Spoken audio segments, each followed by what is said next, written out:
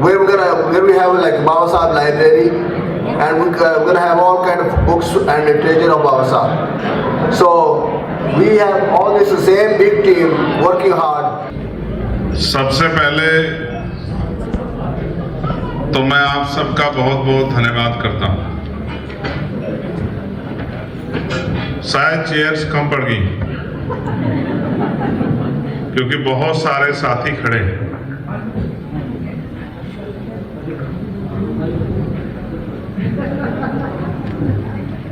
जितनी अपेक्षा हमारे कार्यक्रम के ऑर्गेनाइजर आयोजक साथियों ने की थी, शायद उनकी अपेक्षा से ज्यादा लोग आ गए,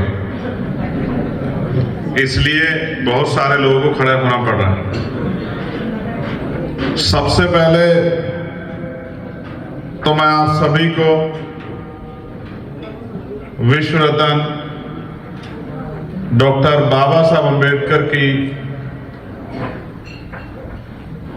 134वीं जयंती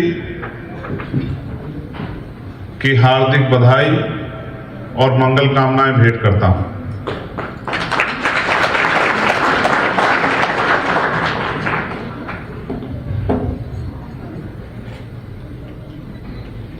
मैं उन सभी संगठनों का भी धन्यवाद देता हूं जिन्होंने इस कार्यक्रम में बढ़ चढ़कर हिस्सा लिया। AKSC, IBC, IBO, Bhim international, AIC और IAMC के सभी साथियों का मैं बहुत बहुत धन्यवाद करता हूं। मैं धन्यवाद देता हूं जो संचालक महोदय यहां संचालन कर रहे थे और उन सभी बच्चियों का, नौजवान साथियों का जिन्होंने बहुत अच्छे कार्यक्रम यहां प्रस्तुत किए। मैं उनको वहां बैठ के देख रहा था तो मुझे दिल में बड़ी खुशी हो रही थी उनके कार्यक्रम को देख के। जब हम बाबा साहब अम्बेडकर की जयंती को सेलिब्रेट कर रहे हैं तो ये दिन हम सबके लिए और दुनिया में रहने वाले उन बहुत बड़ी आबादी, चाहे वो महिलाओं की हो, किसानों की हो, नौजवानों की हो, बैंकर्स की हो, मजदूरों की हो, वो एक बहुत बड़ी आबादी जो दुनिया में रहती है, जिन्होंने बाबा साहब अम्बेडकर के संघर्ष को सम्मान दिया है, चाहे वो अमेरिका में हो, कनाडा में हो, यूरोप में हो या इंडिया में हो। शायद आपको यंग जनरेशन को एहसास नहीं है, पुराने लोगों को तो एहसास है कि बाबा साहब अम्बेडकर को शायद दुनिया किसी भी नाम से जानती हो, लेकिन दुनिया में करोड़ों लोग हैं जो बाबा साहब अम्बेडकर को भगवान से ज्यादा मानते हैं। उसके पीछे कारण है जितना काम उन्होंने कमजोर वर्गों के लिए किया, स्पेशली भारत में, शायद उतना काम पिछले हजारों साल में नहीं हुआ। इसलिए उनके जीवन को इस तरह माना जाता है कि उनका जीवन श्रेष्ठ, और हम सब लोग उनको फॉलो करते हैं। मैं उनकी एक लाइन आपके सामने दोहराना चाहता हूं।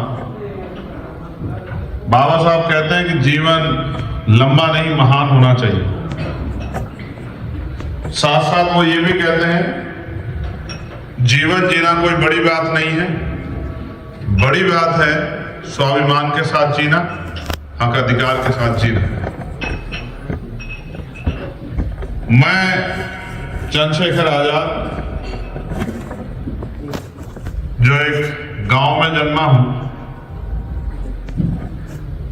जो भारत के एक बहुत बड़ा सूबा जिसको हम उत्तर प्रदेश कहते हैं, भारत का एक बहुत बड़ा स्टेट उत्तर प्रदेश, उसके एक छोटे से गांव में जन्मा। मैं खुद से शुरू करता हूं क्योंकि बाबा साहब अम्बेडकर के बारे में तो जितना हम लोग कहेंगे वो थोड़ा, और मुझसे पहले भी बहुत सारे साथियों ने बाबा साहब अम्बेडकर के बारे में बात की। मेरे पिताजी गवर्नमेंट टीचर थे, मेरी माँ वो हाउस वाइफ थी।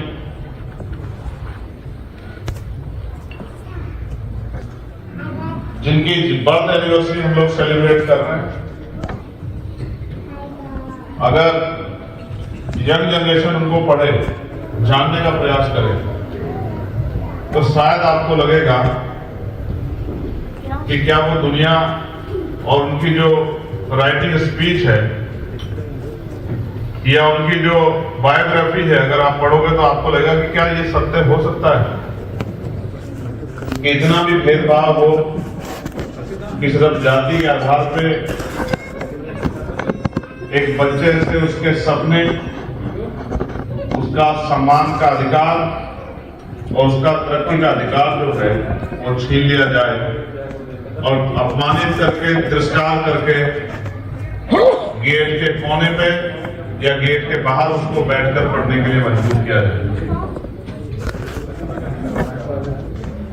जब हम आधुनिक भारत में भी उसको सोचते हैं तो ये लगता है कि हम लोग उससे कितने आगे बढ़ पाए।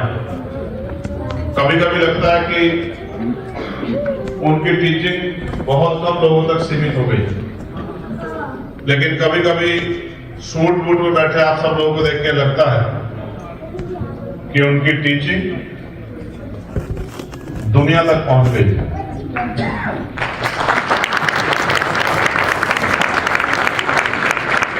उनके योगदान को शब्दों में बयान नहीं किया जा सकता। मैंने अपने शुरुआती दिनों में उन परेशानियों को झेला है जिनको हम बाबा साहब अम्बेडकर के जीवन में पढ़ते हैं, चाहे वो जाति के आधार पर भेदभाव हो या फिर वो आर्थिक रूप से कमजोर होने का दर्द, क्योंकि गरीबी भी खुद में एक अपराध। बहुत सारे सपने इसी वजह से पूरे नहीं हो पाए कि हमारी फैमिली उन सपनों के खर्च को पूरा नहीं कर पाई। और ये मैं अकेला नहीं हूं। जब कभी हमारे नौजवान बच्चों को अपने माता पिता से बात करने का मौका मिलेगा तो उनको जानने का अवसर मिलेगा कि ये 99% लोगों की स्टोरी है जो यहां आगे बढ़ के बैठे हैं, खड़े हैं, उनकी भी स्टोरी लगभग बिल्कुल ऐसी है। लेकिन फिर मैं कहता हूं कि हमें समय से सीख लेनी चाहिए, और जब हम समय से सीख लेते हैं तो फिर समय की रफ्तार को रोककर हम लोग तरक्की की तरफ भी आगे बढ़ते हैं। सरकारी स्कूल में पढ़ा चंद्रशेखर, 12th तक की पढ़ाई होने के बाद उत्तराखंड एक बड़ी शानदार जगह है हमारे यहाँ, मैंने वहाँ ग्रेजुएशन की है देहरादून में, वहीं मेरी पोस्ट ग्रेजुएशन हुई है, वहीं मेरी लॉ हुई। और अक्सर मैं अपने इंटरव्यू में इस बात की चर्चा करता हूं कि समय आदमी को कहां से कहां ले आता। मेरे फादर ने तय किया था कि मुझे पढ़ने के लिए विदेश जाना है, इसके लिए उन्होंने अपनी प्रिपरेशन भी की थी, लेकिन शायद समय को मंजूर नहीं था। जिस समय ये बात पूरी होने का समय आया तभी मेरे पिताजी बीमार, और एक मिडिल क्लास फैमिली किस तरह का जो है में सरवाइव करती है वो मैंने अपनी आंखों से देखा है। मेरे सपने तो गए ही, लेकिन पैसे की कमी के कारण मैं अपने फादर को भी नहीं बचा पाया। यहाँ समानता है, यहाँ आदमी के जीवन की वैल्यू है, लेकिन जहाँ मैं जन्मा हूँ वो मेरा देश है, उसमें अभी भी आदमी की जीवन की कोई वैल्यू नहीं।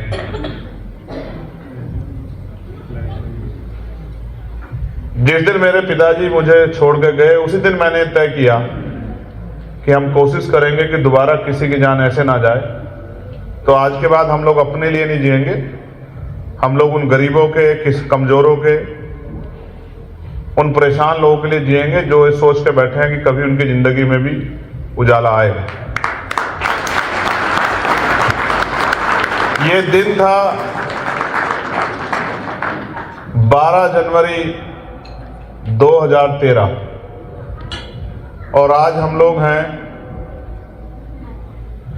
यहां के अकॉर्डिंग 12 अप्रैल 2025। लगभग 13 साल हो गए। इस 13 साल में बहुत कुछ बदला है।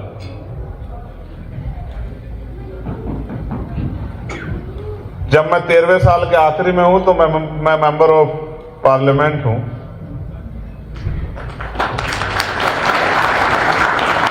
लेकिन जब मैं इन 13 साल की जर्नी के फर्स्ट दिन में था तो मेरा हाथ पकड़ने वाला मेरे आसपास कोई नहीं। एक तरफ मेरे ऊपर मेरे परिवार की जिम्मेदारी भी मेरे ऊपर थी और दूसरी तरफ जो जिम्मेदारी मैंने मन से एक्सेप्ट की वो भी मेरे ऊपर थी। फिर 2014 में हमने वहां एक सामाजिक संगठन बनाया जिसका नाम है भीम आर्मी भारत एकता मिशन। उसके जरिए हमने हजारों की संख्या में पाठशाला खोल के गरीब बच्चों को पढ़ाने का काम शुरू किया। उसका इतना असर था कि उस एक मूवमेंट ने बड़ी बड़ी सरकारों को हिला दिया, क्योंकि एजुकेशन डॉक्टर बाबा साहब अम्बेडकर हमें बता गए कि वो हमारा वेपन है, वो एक ऐसा हथियार है जो सारी बेड़ियों को तोड़ देता है। यहां बहुत सारे साथी हैं जो एजुकेशन की बदौलत यहां आए हैं और यहां के मान सम्मान का जीवन प्राप्त कर रहे हैं। अपने जीवन से वो एक बार एजुकेशन को माइनस करके देखें तो उनको एहसास होगा कि वो कहां है। उन पाठशालाओं के असर ने, जैसा मैंने कहा, बड़ी बड़ी सरकारों को हिला के रख दिया और उन पाठशालाओं को चलाने की कीमत मुझे 16 महीने जेल में रहकर बितानी पड़ी। मुझे झूठे आरोपों में जेल भेज दिया गया और मैं लगभग 16 महीने जेल में रहा। सुनने में ये महीने लगते हैं, लेकिन ये जब दिनों में हम काउंट करते हैं और जब आप जेल में होते हैं तो वो घंटों में भी दिनों जैसे लगते हैं। जहां भारत में ब्रिटिश हुकूमत में कैदियों को, और कैदियों में उन कैदियों को जिनको फांसी लगती थी, उनको रखा जाता था उस छोटे से एरिया में 10 बाई 6, 10 फीट लंबा और 6 फीट चौड़ा। उस 10 बाई 6 की काल कोठरी में मैंने 16 महीने बिताए। पहले 29 डेज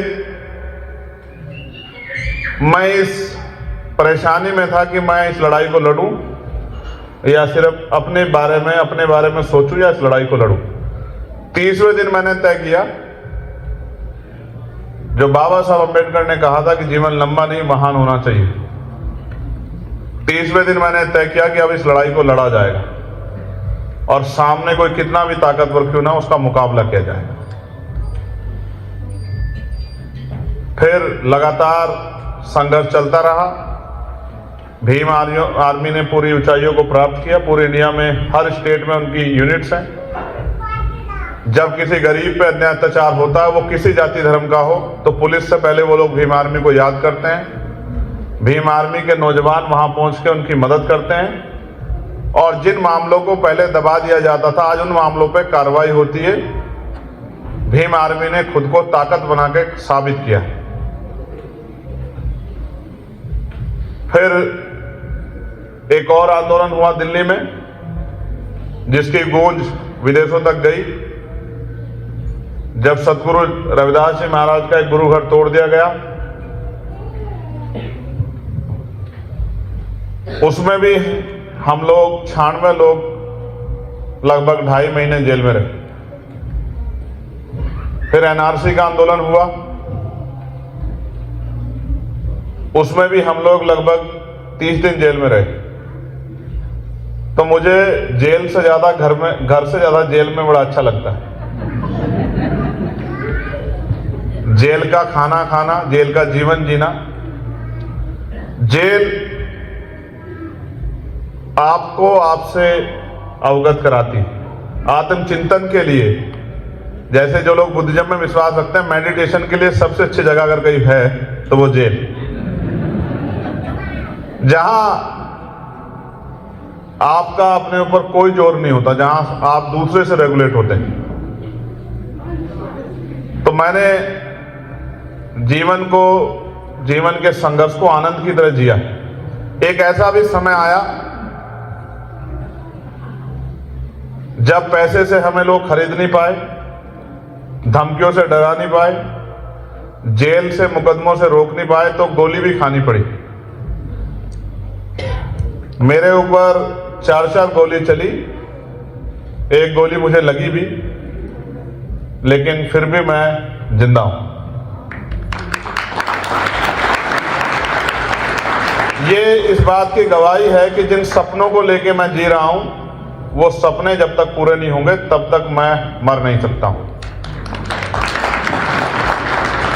और मुझे ऐसा लगता है कि मेरा जीवन इसलिए है क्योंकि भारत में अभी तक जो नहीं हुआ, इस जीवन के संघर्षों में वो काम मुमकिन होगा।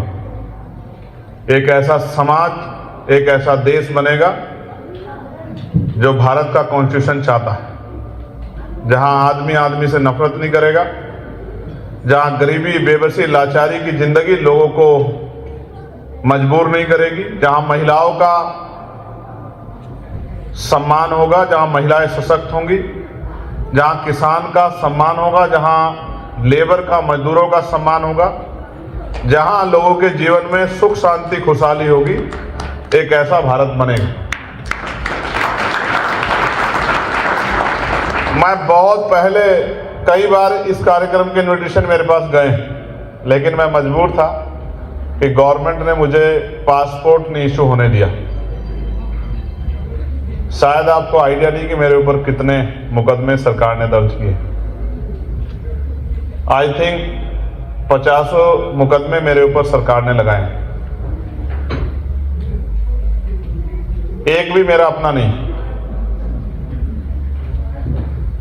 अब मैं यहां हूं क्योंकि बाबा साहब अम्बेडकर के द्वारा लिखे गए संविधान ने मुझे अवसर दिया और मुझे जनता ने चुन के मेंबर ऑफ पार्लियामेंट बनाया। और जो लोग मुझे सुनते हैं वो जानते हैं कि कोई ऐसा नोट नहीं बना जो चंद्रशेखर आजाद को खरीद ले।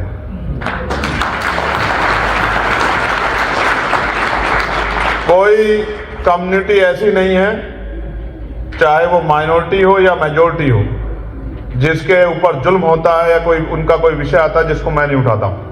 मैं आपको ऑन रिकॉर्ड ये कह रहा हूं, जिस दिन पार्लियामेंट का इस सत्र का रिकॉर्ड आएगा तो शायद मुझसे ज्यादा किसी ने आवाज ना उठाई। जब मैं गया था पार्लियामेंट में, लोग मुझे कहते थे कि अकेला चंद्रशेखर क्या करेगा, तो मैंने उनसे कहा था कि जब एक अम्बेडकराइट मेंबर ऑफ पार्लियामेंट बनेगा तो पूरी दुनिया को पता चलेगा कि अम्बेडकराइट की पावर क्या होती है। मैं बाबा साहब के शुरुआती दिनों, जब उनको कास्ट बेस्ड डिस्क्रिमिनेशन झेलना पड़ा, उस तरह का जीवन किसी को झेलना ना पड़े, बस मैं यही बात कहूंगा। उन्होंने कितने ही समय इन फैसलों से खुद को मजबूत बनाया होगा। जब हम अपने जीवन में उन फैसलों को देखते हैं तो हमें एहसास होता है। उन्होंने लड़ाई से हार नहीं मानी, उन्होंने इन परेशानियों का सामना किया और संकल्प लिया कि मैं इस गुलामी की बेड़ियों को परमानेंट के लिए काट दूं। और मुझे कहने में बड़ा गर्व है कि उन्होंने अपना काम बहुत ईमानदारी से किया। अच्छा यह है कि अभी हम लोग आजाद भारत में हैं, लेकिन और अच्छा तब होगा जब भारत का हर एक व्यक्ति आजादी को अच्छी तरह जिएगा। आजादी सिर्फ सांस लेना नहीं, आजादी सिर्फ सांस लेना नहीं, आजादी सिर्फ रोटी खाना नहीं। आजादी का मतलब है कि व्यक्ति को अपने अधिकारों के साथ जीने का अवसर मिले, आगे बढ़ने का अवसर मिले, तरक्की करने का अवसर मिले और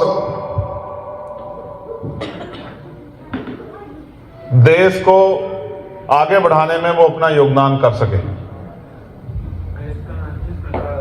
जब हम बाबा साहब को याद कर रहे हैं तो उनके विचारों के साथ आगे बढ़े बगैर हम उनको याद नहीं कर सकते। समय समय पे उन्होंने आंदोलन करके, आंदोलन के जरिए संदेश देके हमें जागरूक किया है। उनके आंदोलन मेरे जैसे करोड़ों भारतीयों को, और सिर्फ भारतीयों को नहीं, दुनिया में बहिष्कृत हुए, अपमान सहने वाले करोड़ों लोगों को प्रेरणा देते हैं।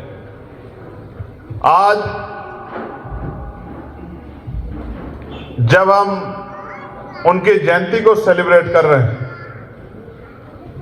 और मुझे यहां आना पड़ा, इंडिया में भी उनकी जयंती समारोह बड़े धूमधाम से मनाए जा रहे हैं। लेकिन मुझे यहां कहने में और आपको बताने में कोई संकोच नहीं है कि बहुत बड़े पैमाने पे उनकी जयंती के कार्यक्रम की परमिशन नहीं दी जा रही। यानी कि कॉन्स्टिट्यूशन ऑफ इंडिया के आर्टिकल 25-26 के उपयोग से भी वहां के बहुत बड़े आबादी को रोका जा रहा है। यहां मेरी बहुत सारी बहनें बैठी हैं। शायद आप में से सबको नहीं पता होगा कि दुनिया में महिलाओं की तरक्की के रास्ते बहुत सारे हैं, लेकिन भारत में अगर महिलाओं की तरक्की सुनिश्चित हुई है तो वो डॉक्टर बाबा साहब अम्बेडकर के संविधान की वजह से हुई। आपको जान के शायद विश्वास ना हो, लेकिन दुनिया में नहीं होता होगा, लेकिन हमारे यहाँ सती प्रथा जैसा एक कलंक भी था, जहां पति की डेथ के साथ साथ पत्नी को भी जलाया जाता था। आप महसूस करके देखो, यहां हमारी बहनें बैठी हैं, एक उंगली को जरा सा जला के देखो, आपको पीड़ा का एहसास होगा। एक उंगली के जलने से इतना दर्द होगा, वहां तो जिंदी महिलाओं को जलाया जाता था।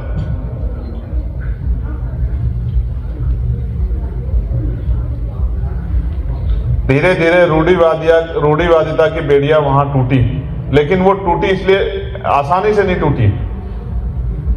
दुनिया में जिस पे मुसीबत पड़ती है वो अपनी आवाज उठाता है, लेकिन भारत में महिलाएं अपनी आवाज नहीं उठा पाई, इसलिए लंबे समय तक उनको अन्याय सहना पड़ा।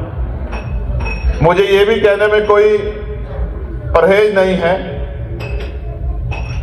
कि भारत में महिलाओं को पढ़ने का भी अधिकार नहीं था। अगर उनको पढ़ने का अधिकार मिला है, उसके लिए राष्ट्रपिता ज्योतिबा फूले, मां सावित्रीबाई फूले, छत्रपति साहू जी महाराज और उनको पूर्ण आजादी देने का काम डॉक्टर बाबा साहब अम्बेडकर के संविधान ने किया है। आज अगर भारत में महिलाएं डॉक्टर, इंजीनियर, लॉयर, जज, पायलट, पंजाबी में कहते हैं सरपंच, है जी, सरपंच, वो एमएलए की कहने तो की कहने एमएलए कहने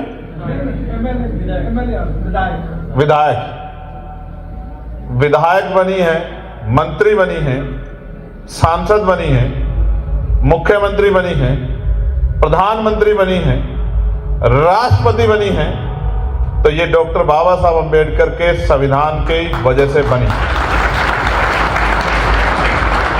इसलिए मैं और मेरे जैसे करोड़ों लोग बाबा साहब अम्बेडकर को मानते ही नहीं, उनको जीने का प्रयास भी करते हैं, उनकी शिक्षाओं पे चलने का प्रयास भी करते हैं, उनके अधूरे काम को पूरा करने का भी प्रयास करते हैं। और मैं ये भी मानता हूं कि हमारी नैतिक जिम्मेदारी है कि जो कर्ज हमारे ऊपर है हम उसको उतारें। वो जो बच्चियां हमारे यहां डांस कर रही थी, इस आजादी का अधिकार भी भारत में बेटियों को डॉक्टर बाबा साहब अम्बेडकर ने दिया।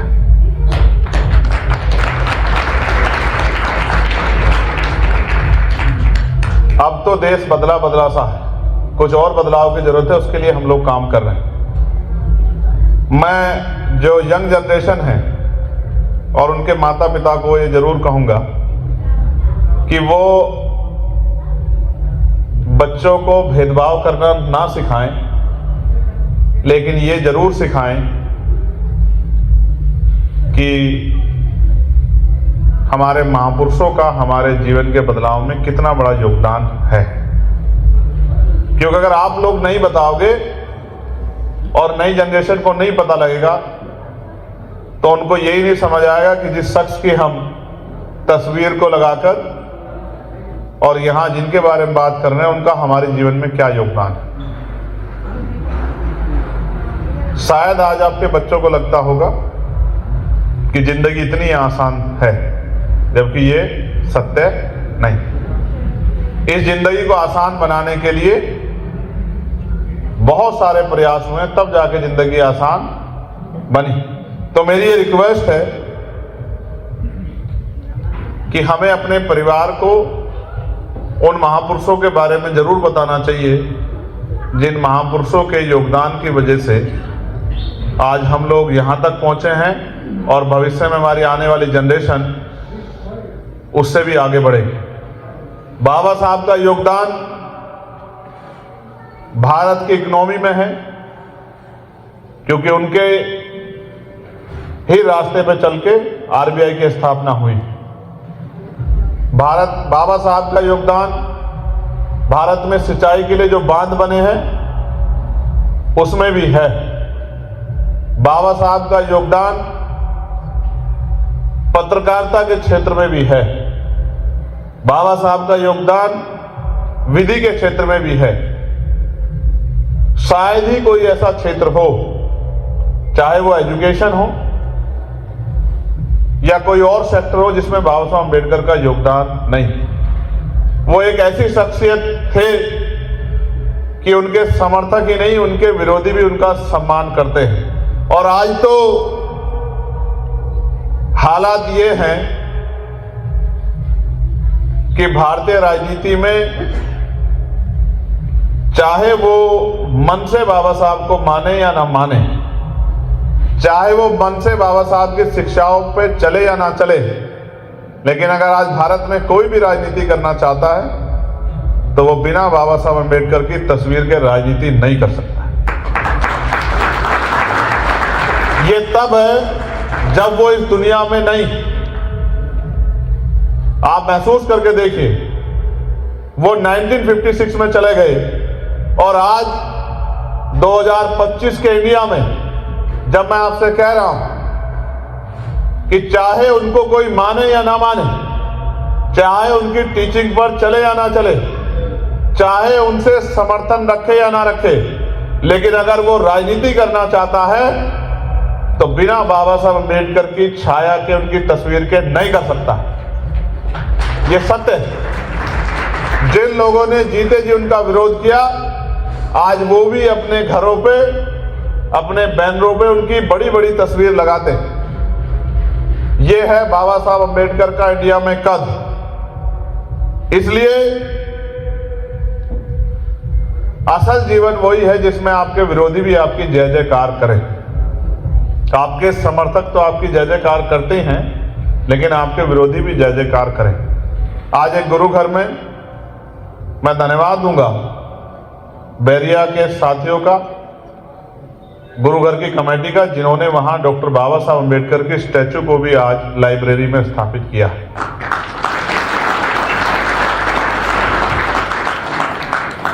बाबा साहब से हमें सीखना चाहिए कि हार नहीं माननी।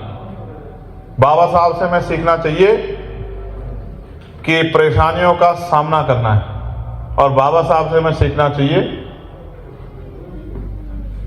कि किस तरह से तय किए गए अपने काम को पूरा करना है। मैं आज आपको, जब मैं यहां बैरिया में खड़ा हूं और इस प्रोग्राम में चीफ गेस्ट की भूमिका में हूं, मैं बस आपको ये बताने के लिए यहां हूं कि बहुत काम वहां बाकी है। आप लोग नजर बना के रखिए और देखिए किस तरह से बाबा साहब अम्बेडकर के सिपाही भारत को भी उसी दिशा की तरफ लेकर चलेंगे जिस दिशा की तरफ या जिस जीवन को आज आप लोग जी रहे। आने वाले समय में हम लोग अपनी मेहनत से इस तरह के परिवर्तन पॉलिटिकल पावर हासिल करके करेंगे कि जब कभी आप इंडिया आया करोगे तो आपको वहां पहुंचने पे गर्व महसूस हुआ करेगा कि जो सपने आप देखते थे उन सपनों को पूरा किया जा रहा है। आप यहां हैं, आपके परिवार अभी भी भारत में बड़े पैमाने पर निवास करते हैं। आप यहां पहुंचे हैं तो आपकी भी ये रिस्पॉन्सिबिलिटी बनती है कि जिन अवसरों की वजह से आप यहां पहुंचे हैं, उन अवसरों का फायदा उठा के जब आप यहां तक आ गए हैं तो अपने भोले वाले गरीब कमजोर समाज को ना भूलें। अगर आप उन्हें भूल जाओगे तो फिर बाबा साहब अम्बेडकर का कारवां आगे कौन बढ़ाएगा। बाबा साहब से, उनके संघर्ष से जो मिला उसको लेकर तो आप लोग यहां तक पहुंच गए, लेकिन जो लोग छूट गए हैं उनके प्रति आपकी जो जिम्मेदारी है उसको भी आप लोगों को समझना चाहिए। और हमें निरंतर ये कोशिश करनी चाहिए कि जिस तरह से भी जो छूटे हुए लोग हैं हम उनको गाइड करके, उनको मदद करके, उनको तैयार करके, उनको भी मुख्य धारा में ला सकें, तो इस प्रयास को भी हमें करना चाहिए।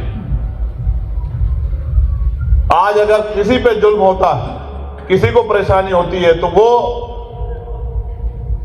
बाबा साहब के संविधान की तरफ देखता है और वो प्रार्थना करता है कि ये संविधान सुरक्षित रहेगा तो हमारी सुरक्षा होती रहेगी। ये अवसर बने रहें, हमारा देश तरक्की करे,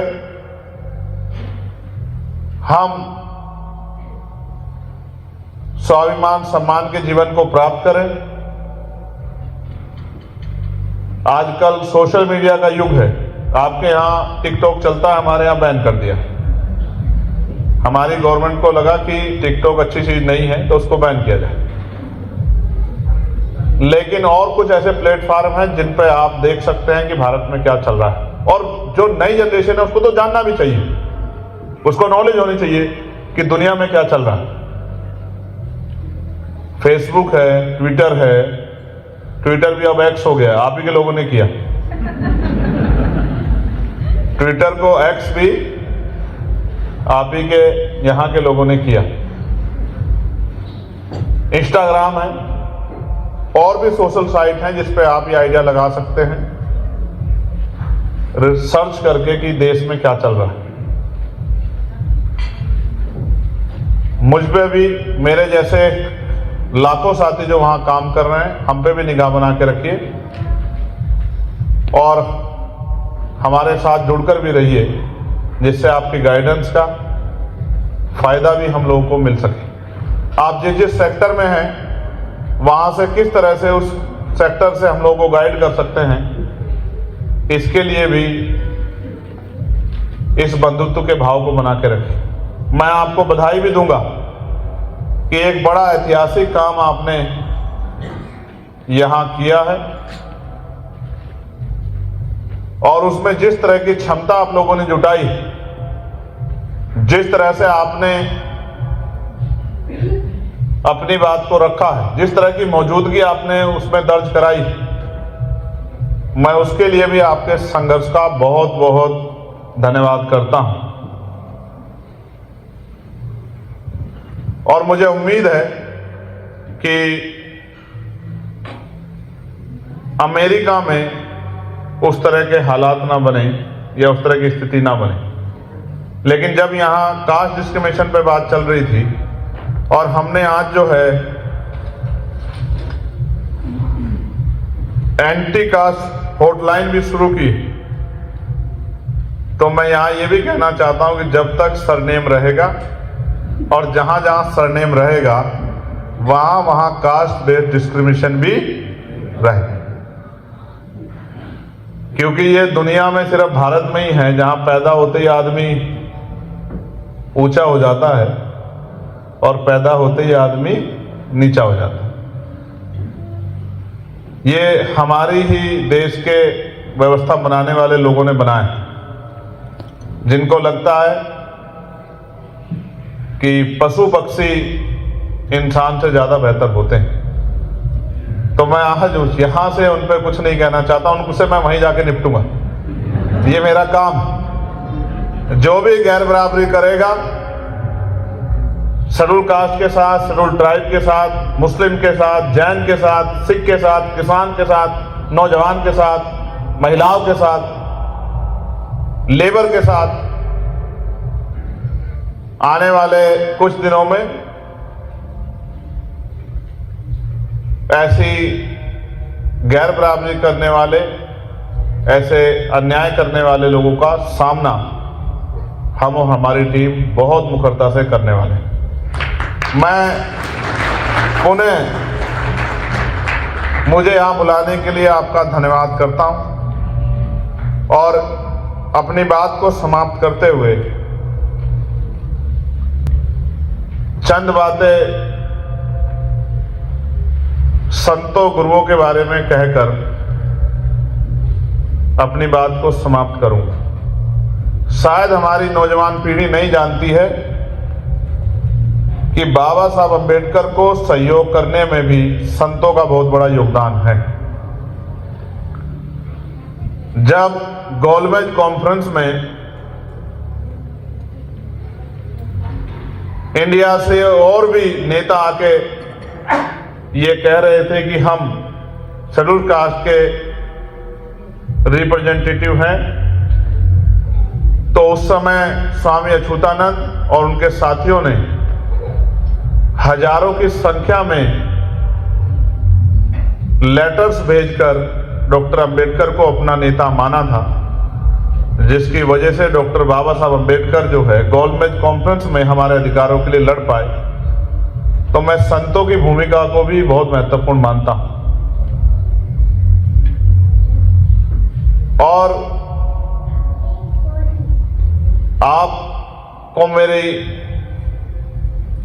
संदेश के तौर पे ये कहना चाहता हूं कि आप सोशल इवेंट का हिस्सा जरूर बने। इससे आपको बहुत कम समय में बहुत कुछ जानने का मौका मिलेगा, लेकिन इसके साथ साथ बहुत सारी समस्याएं, जिस तरह से डिप्रेशन और भी प्रॉब्लम जो हैं उनका भी समाधान होगा। क्योंकि जब हम साथ बैठते हैं, जब हम साथ जुड़ते हैं तो अच्छे दोस्त मिलते हैं, अच्छे सहयोगी मिलते हैं। कभी कभी ऐसा कोई आदमी टकरा जाता है जो आपके बहुत काम आता है, तो हमें जब सोशल कोई भी कार्यक्रम हो उसका हिस्सा भी बनना चाहिए। आज आपने कुर्सियों की संख्या बढ़ाकर, यानी कि जितनी कुर्सियां थी उससे ज्यादा लोगों को यहां पहुंचाकर आपने जिस तरह से मुझे सम्मान दिया, मैं उसके लिए आपका बहुत बहुत आभारी हूं और मैं इस प्यार सम्मान को जीवन भर नहीं भूलूंगा। मैं आपका आभार प्रकट करता हूं और आप सबके लिए मंगल कामनाएं करता हूं कि महापुरुषों का आशीर्वाद ऐसे ही आपके ऊपर बना रहे और समय समय पे आप भी महापुरुषों के रास्ते पे चलकर अपनी जिम्मेदारियों को पूरा करें। बहुत बहुत धन्यवाद। जय भीम, जय भारत, जय संविधान, नमस्कार, आदाब, सत श्री अकाल। धन्यवाद।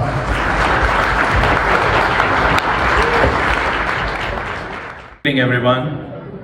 It's my honor and pleasure to speak here at this event, and I would like to thank especially AKSC, Karthik Bhai, for always, calling us and having this coalition. It is one of the very important factor for Indian American Muslim Council because we believe in the coalition outreach. Indian American Muslim Council, as you might know, was formed in the year 2002, aftermath of Gujarat. And the way we strategize ourselves is to bring all the coalitions together. So the way we worked is to bring different organizations on one platform with the same common motto of preserving the peace, pluralism and social justice in India. And from there the journey started. It was actually formed in the Bay Area, and today I'm proud to say that Indian American Muslim Council has been a major factor of bringing many organizations together and forming a coalition, and this has been one of the biggest strengths for our organization. When we formed, we brought 48 different organizations on one platform called as Coalition Against Genocide, and from that point onwards until today, in 24 different chapters across United States we have spread, and we continue to have this coalition building political outreach, media outreach, academic outreach, all these different sectors where we are focusing and trying to educate people in terms of how the diversity and the peace and pluralism coexist in India. We want to preserve that, and I would like to thank once again AKSC for this partnership. Always they have been there in our events and we always reciprocate with the same. So thank you so much, Karthik Bhai, and I would like to even thank you Mr. Chandrasekhar Azad Sahab for coming all the way. Give him a big round of applause for being here, ladies and gentlemen. Because of whom we all have gathered together, and we need many more Chandrasekhar Azads like that.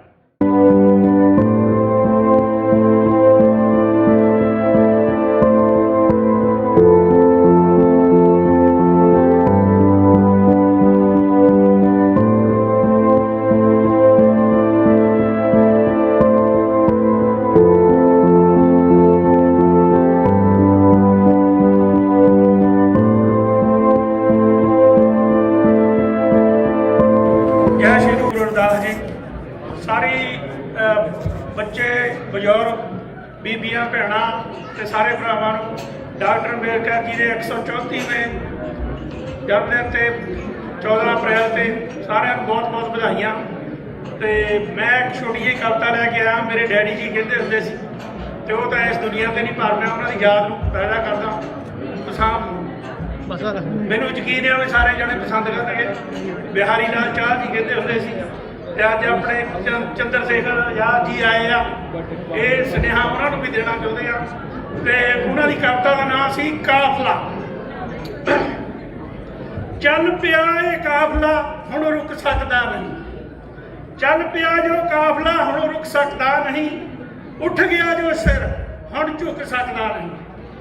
ਹਰ ਤਰਫ ਤੋਂ ਆਏਗੀ ਇੱਕੋ ਆਵਾਜ਼, ਬਾਬਾ ਸਾਹਿਬ ਜਿੰਦਾਬਾਦ, ਬਾਬਾ ਸਾਹਿਬ ਜਿੰਦਾਬਾਦ। ਜਿਸ ਕਾਫਲੇ ਨੂੰ ਤੂੰ ਅੱਧ ਵਿਚਕਾਲੇ ਛੱਡ ਗਿਆ, ਉਸ ਨੂੰ ਇੱਕ ਮਸੀਹਾ ਤੂਫਾਨਾਂ ਦੇ ਵਿੱਚੋਂ ਕੱਢ ਰਿਹਾ। ਕਾਂਚੀ ਰਾਮ ਨੂੰ ਉਦੋਂ ਕਹਿੰਦੇ ਹੁੰਦੇ ਸੀ ਲੋਕ। ਹੁਣ ਨਵੀਂ ਸਵੇਰ ਦਾ ਇੱਕ ਦਿਨ ਹੋਏਗਾ ਆਗਾਜ਼, ਬਾਬਾ ਸਾਹਿਬ ਜਿੰਦਾਬਾਦ, ਬਾਬਾ ਸਾਹਿਬ ਜਿੰਦਾਬਾਦ। ਬਾਬਾ ਜੀ ਤੇਰਾ ਕਾਫਲਾ ਸੈਂਟਰ ਦੇ ਵੱਲ ਨੂੰ ਜਾ ਰਿਹਾ, ਵੇਖਤੇ ਤੇ ਚੜ੍ਹਤ ਉਸ ਦੀ ਜ਼ਾਲਮ ਹੁਣ ਘਬਰਾ ਰਿਹਾ। ਪਤਾ ਉਸ ਨੂੰ ਲੱਗ ਗਿਆ ਕਿ ਹੁਣ ਨਹੀਂ ਰਹਿਣਾ ਸਾਡਾ ਰਾਜ, ਬਾਬਾ ਸਾਹਿਬ ਜਿੰਦਾਬਾਦ, ਬਾਬਾ ਸਾਹਿਬ ਜਿੰਦਾਬਾਦ। ਸੁੱਤੇ ਹੋਏ ਸਦੀਆਂ ਨੂੰ ਤੂੰ, ਸੁੱਤੇ ਹੋਏ ਸਦੀਆਂ ਤੋਂ ਤੂੰ ਸ਼ੇਰਾਂ ਨੂੰ ਰਿਹਾ ਛੇੜਦਾ। ਸ਼ੇਰਾਂ ਨੇ ਹੁਣ ਜਦ ਮਾਰੀ ਪੱਬ ਫਿਰਦਾ ਬੂਹੇ ਭੇੜਦਾ। ਇਹਨਾਂ ਦੇ ਮਾਰੇ ਪੰਜਿਆਂ ਦਾ ਕੋਈ ਨਹੀਂ ਇਲਾਜ, ਬਾਬਾ ਸਾਹਿਬ ਜਿੰਦਾਬਾਦ, ਬਾਬਾ ਸਾਹਿਬ ਜਿੰਦਾਬਾਦ। ਕਾਫਲੇ ਵਿੱਚ ਰਲਣ ਦੀ ਸ਼ੇਰਾਂ ਨੇ ਲਾਉਣੀ ਦੌੜ ਹੈ, ਹੁਣ ਤੇ ਲੋਹਾ ਗਰਮ ਹੈ, ਸੱਟਾਂ ਦੀ ਇਸ ਨੂੰ ਲੋੜ ਹੈ।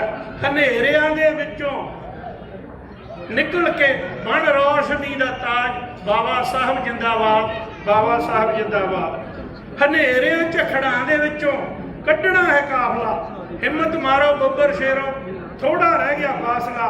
ਕੰਡਿਆਂ ਤੇ ਜੋਦੇ ਚੱਲਦੇ ਉਹੀ ਨੇ ਹੁੰਦੇ ਜਾਂਬਾਜ਼, ਬਾਬਾ ਸਾਹਿਬ ਜਿੰਦਾਬਾਦ, ਬਾਬਾ ਸਾਹਿਬ ਜਿੰਦਾਬਾਦ। ਚੱਲਦੇ ਜੋ ਸਮੇਂ ਦੇ ਨਾਲ ਉਹੀ ਮੰਜ਼ਿਲ ਤੇ ਪਹੁੰਚਦੇ, ਰਸਤੇ ਵਿੱਚ ਰੁਕਣ ਦੀ ਉਹ ਕਦੇ ਨਹੀਂ ਸੋਚਦੇ।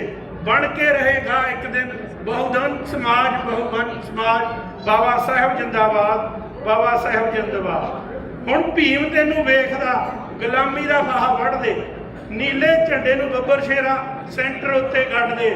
ਤੈਨੂੰ ਦਿੱਲੀ ਬਾਜਾਂ ਮਾਰਦੀ, ਆ ਜਾ ਮੇਰੇ ਸਰਤਾਜ, ਬਾਬਾ ਸਾਹਿਬ ਜਿੰਦਾਬਾਦ, ਬਾਬਾ ਸਾਹਿਬ ਜਿੰਦਾਬਾਦ।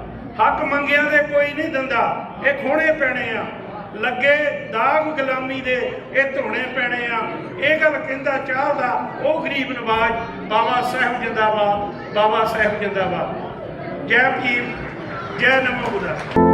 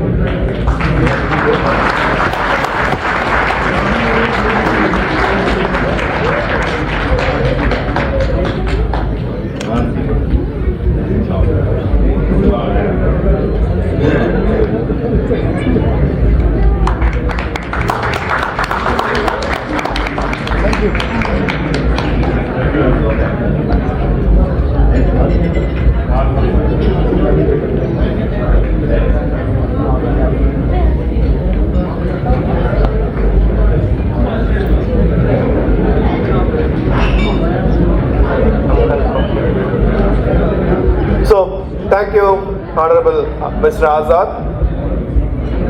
It is a very moving speech. Can we all give a standing ovation and a round of big applause for this such an inspiring talk?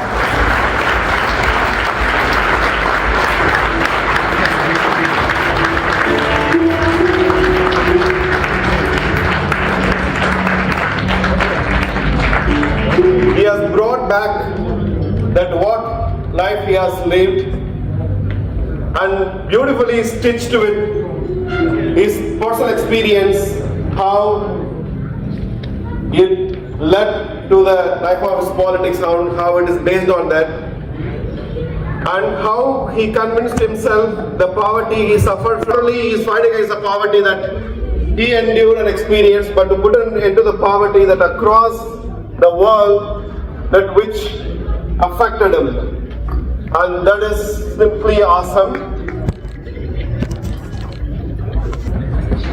As we mentioned in our poster that what Ambedkar has taught us finally, that how we have to struggle unitedly to fight for the removal of economic, educational and social inequalities.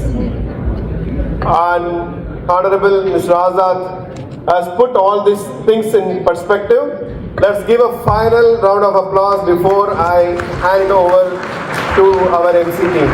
Over to you, Subbu. Thank you, Karthik. We are now approaching the end of the program. I request everyone to stay behind for 5 more minutes. We had an incredible event filled with colorful cultural performances, inspiring speeches. I now call upon Dr. Swati Bondade to deliver the vote of thanks. Welcome, Swati. Thank you so much. I know हम सब अभी भूखे हैं, right? We are waiting for dinner, but I really request you guys just bear with me only for 3 minutes. Thank you. So we have reached the end of truly wonderful program. The joy we shared and the attention you all gave to every segment prove how important this day, the birth anniversary of Dr. Babasaheb Ambedkar and Mahatma Phule, is to us. First and foremost, I want to thank each and every one of you for attending and staying engaged throughout the event.